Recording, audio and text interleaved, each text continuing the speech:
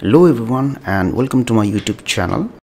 And today in this video I will show you how to hide the hidden album from the photo gallery of your iPhone, and we will also see why you should hide the hidden album.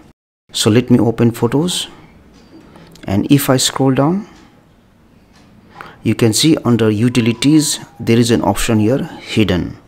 So what does this hidden album contains is, it will contain all the photos that you have hidden from the gallery of your iPhone.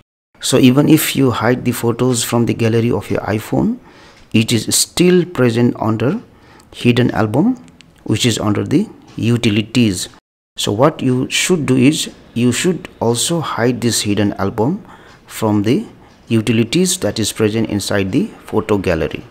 Now what you should do is, go to Settings, scroll down, go to Photos, and if you see here there is an option Hidden Album, which is right now enabled.